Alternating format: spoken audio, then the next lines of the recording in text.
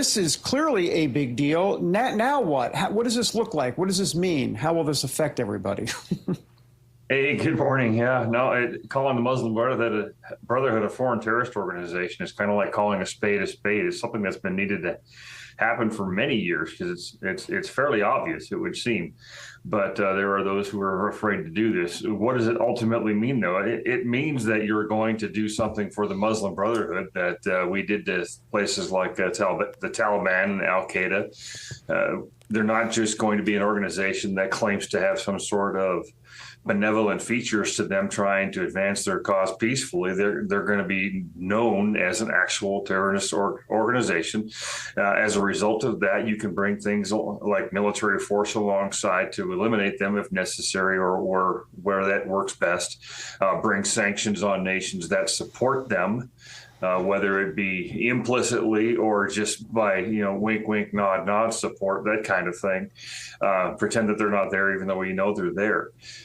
There's a lot of nations that have been harboring the Muslim Brotherhood, specifically in the Middle East, of course, but also they're hiding out within our own borders in pretty large quantities. So that will bring in domestic agencies on top of that and help focus them in on this organization as a way to make sure we root them out and stop letting them just sit here and do the damage they've been doing for years.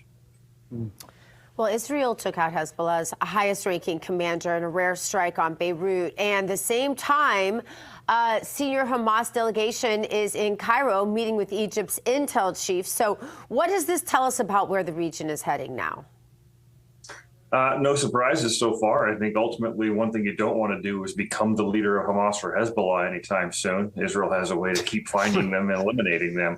That becomes a question for those organizations because Hamas specifically have had so much leadership eliminated. Who's really left and willing to do it in the first place?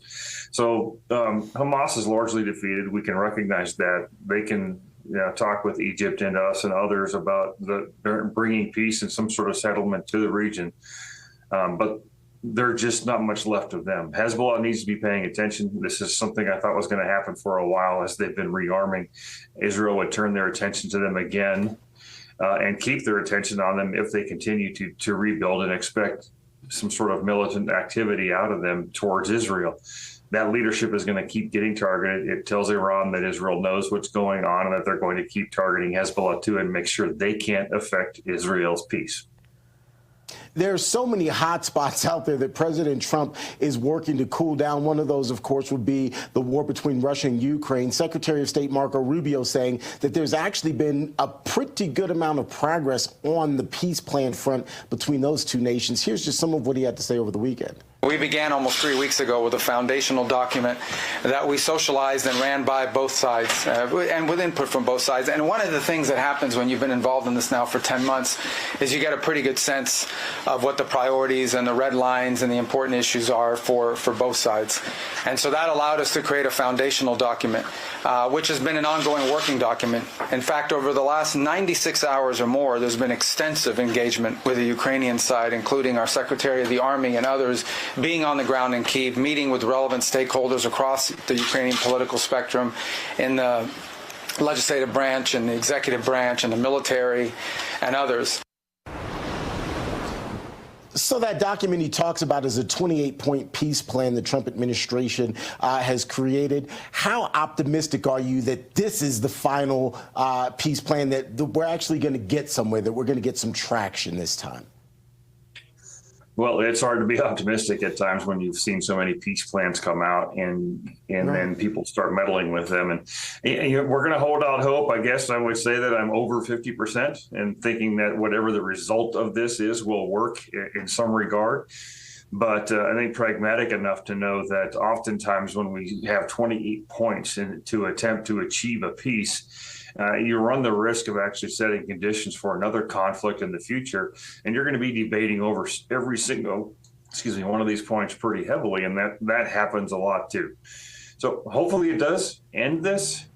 I suspect there will be some unhappiness on Ukraine and Russia's side, both, but mostly it seems like on Ukraine right now. But the military reality on the ground is that Ukraine is been losing traction for quite some time. Russia has been gaining, and although it's not very fast, it does mean that at some point Ukraine is going to have to recognize the fact that it largely has exhausted itself in this war. Fought valiantly for sure, but they were overmatched from the beginning. And so do we really want to just continue this or find a way to settle it and stop the bloodshed?